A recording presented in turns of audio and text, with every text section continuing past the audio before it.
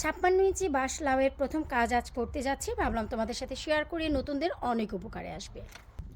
Hello everyone, আসসালামু আলাইকুম। কেমন আছে তোমরা সবাই? আলহামদুলিল্লাহ, আমি তো আছি অনেক ভালো। গতকালকেও আমার যে আরও একটি বিন্দু লাউ ছিল সেটাও টেনে তুলে ফেলে দিয়েছি, কারণ সেটাও পচে গেছে। তো যাই হোক, সব গল্প সব কিছু থাকবে আজকের এই ভিডিওতে। সবার শুরুতে আমার 56 ইঞ্চি লম্বা বাঁশ লাউয়ের প্রথম যে কাজটি করতে যাচ্ছি সেটাই তোমাদের সাথে শেয়ার করব, আর বর্তমানে লাউ গাছটার কী অবস্থা সেটাও তোমাদের সাথে শেয়ার করব। তো চলো কথা না বাড়ি চলে যাচ্ছি সরাসরি মূল ভিডিওতে। প্লিজ আপুর এই ভিডিওগুলো যদি ভালো লাগে সবার সাথে শেয়ার করে দিও, এতে করে নতুনরা অনেক কিছু দেখে দেখে এই জিনিসগুলো শিখতে পারবে, আর সামারে তারা তাদের বাগানে অনেক ফলন করতে পারবে, এটা আমার বিশ্বাস। সবার শুরুতে দেখাচ্ছি, এই যে দেখতে পাচ্ছ এখানে 3টি 56 ইঞ্চি বাঁশ লাউ আমি দিয়েছিলাম মে মাসের 7 তারিখে। আমি এই জন্যই বলছি আমার হাতের সার্জারির আগে আমি দিয়েছিলাম। স্টিল দেখো আজকে হচ্ছে তোমার জুন মাসের 2 তারিখ। এই যে দেখো স্টিল হাতে ব্যান্ডেজ, তার উপরেই গ্লোভস পরেছি, কারণ হচ্ছে কিছুটা কাজ করব, কিছু করার নেই। আসলে বসে থাকলে তো চলবে না, আমি এতটুকু রেস্ট আমার শরীরটাকে দেইনি। তো যাই হোক, এই যে দেখতে পাচ্ছ 56 ইঞ্চি লম্বা বাঁশ লাউটার এই অবস্থা। মে মাসের 7 তারিখে দেওয়ার পর এদেশে যে জঘন্য ওয়েদারটা গেছে, তার মানে সাইক্লোন, ঝড়, ঠান্ডা, তুফান যা গেছে সব কিছু পেয়েছে। এবং গত সপ্তাহে টানা যে 38 থেকে 39 ডিগ্রি তাপমাত্রা যে গেল, পুড়ে গেছে সবার গাছপালা, সেটাও পেয়েছে। তারপর বর্তমান 2 তারিখ আজকে জুনের। এই জন্যই বলছি হয়তো ভিডিওটা একদিন দুই দিন আগ পিছু হতে পারে, কিন্তু গতকালকে বিকেল থেকে নিয়ে সারা বিকেল সারা রাত শুধু বৃষ্টি পেয়েছে। তো এই হচ্ছে ভাই আমার 56 ইঞ্চি লম্বা বাঁশ লাউয়ের উচ্চতা। দেখতেই পাচ্ছ যে কি অবস্থা। তো এখন আমি যে কাজটা করব সেটাই চলো তোমাদের সাথে শেয়ার করি।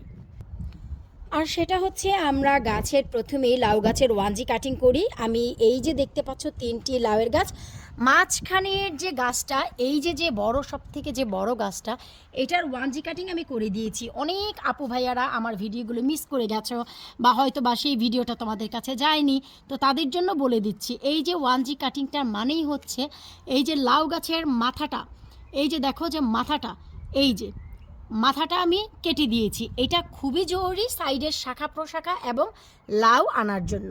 এই যে দেখতে পাচ্ছ, এই যে এখন এই গাছটার আমি ওয়ানজি কাটিং করব। কিভাবে করি এই যে দেখো, এই যে গাছটা দেখতে পাচ্ছ, এই যে 45 ডিগ্রি অ্যাঙ্গেলে তোমাদের এটা কেটে দিতে হবে, যেন এই জায়গাটায় কোনো প্রকারের ফাঙ্গাল না পড়ে, যেন পানিটা সুন্দর গড়িয়ে পড়ে যেতে পারে। এবং এখন আমি যে কাজটা করব সেটা হচ্ছে, এই যে দেখো সাথে নিয়ে এসেছি খাবারের হলুদ। এই হলুদটা শুধু হাতে আমি একটু এইভাবে নিয়ে শুধু এই যে দেখো এখানে লাগিয়ে দিচ্ছি। এই যে এতে করে কোনো ফাঙ্গাল বা কোনো কিছুই পড়বে না, যেহেতু জঘন্য বাতাস হচ্ছে, বৃষ্টি হওয়াটাও স্বাভাবিক। তারপরে প্রাথমিক যে কাজ সেটা আমরা করে দিলাম। এই কয়েক মাইক্রো সেকেন্ডের জন্যই তোমার এই গাছটাকে একদম সুরক্ষিত রাখবে। তো আমার 3টা গাছই এই যে দেখো ওয়ানজি কাটিংয়ের সময় হয়ে গেছে। তো এই যে গাছ, এটাও দেখো আমি ওয়ানজি কাটিং করে দিচ্ছি। এই যে, তো এখানেও আমি যে কাজটা করব, এখানেও কিন্তু তার ব্যতিক্রম না। এই যে দেখো এখানেও আমি এই যে এই কাজটা কিন্তু খুবই খুবই খুবই ইম্পর্ট্যান্ট তোমাদের। সো আমি কিছু কিছু কাজ তোমাদের সাথে শেয়ার করি যেটা কিনা তোমাদের অনেক বেশি উপকারে আসে। তো যেমন কি দেখতে পাচ্ছ যে আমি 56 ইঞ্চি বাঁশ লাউয়ের প্রাথমিক কাজ করে দিয়েছি। এরপর বাকি থাকে হচ্ছে হাজারি বাঁশ লাউ। এই যে দেখতে পাচ্ছ অবস্থা, আসলে 7 তারিখে দেওয়াটা অনেক ভুল হয়েছে।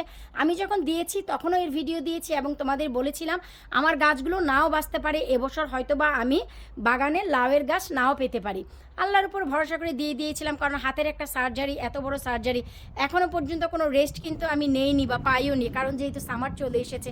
ওই পটে আমি 2টি সিলিন্ডার লাউ দিয়েছিলাম। বিশ্বাস করো লাউ গাছ 2টার এত ব্যাড অবস্থা ছিল, বাধ্য হয়ে দেখো আমি সাইডে আরও 2টি বীজ দিয়েছি, যেন গাছ উঠলে অ্যাটলিস্ট আমার এই পটটা যেন ফাঁকা না যায়। তো দেখলাম গাছটা আলহামদুলিল্লাহ যে সাইড থেকে শাখা প্রশাখা দিচ্ছে, মানে বেঁচে যাবে। আসলে কিছু করার নেই, আমি জানি যে আমার কি অবস্থা। তো যাই হোক, অন্যান্য লাউ গাছের সন্ধানও আমি তোমাদের দিতেই থাকবো। তো প্রাথমিক যে পর্যায়ের এই কাজটা, এটা কিন্তু করণীয় একদম আবশ্যক। না হয়তো কিন্তু লাউ গাছের তোমার সেকেন্ড জেনারেশন যতদিন না আসে, তোমার মেয়ে ফুলটা কিন্তু একদমই আসবে না, সামার চলে যাবে কিন্তু তোমরা লাউ পাবা না। সো প্রথমেই যেই কাজটা করতে হবে, গাছের ওয়ানজি কাটিং। একটা লাউয়ের গাছ একদম নিচ থেকে নিয়ে পাতা গুনবা, 10 থেকে 12টি পাতার পরে তোমরা ওয়ানজি কাটিং করে দিবা। কিন্তু আমি দিলাম প্রায় বৃষ্টি পাতার পর, কারণ এই যে বললাম সার্জারির পর টানা ঝড় বৃষ্টি, রৌদ্র, গাছ পুড়ে গেছে, অনেক বেগুনের গাছ নষ্ট হয়েছে, কিচ্ছু করার নেই। তারপর আলহামদুলিল্লাহ যা আছে আমি স্লোলি শেয়ার করব। আমার কাছে মনে হয় না মন্দ কিছু আছে। ভাই রে ভাই, বাতাসে আমাকে উড়িয়ে নিয়ে যাচ্ছে, অথচ গত সপ্তাহে এত রৌদ্র, মানে ঈদের দিন আমার কনজারভেটিভ তাপমাত্রা ছিল 47 degree. So can you believe? আর আজকে দেখো আমি সোয়েটার পরে এসেছি। এই হচ্ছে ইউকের ওয়েদার।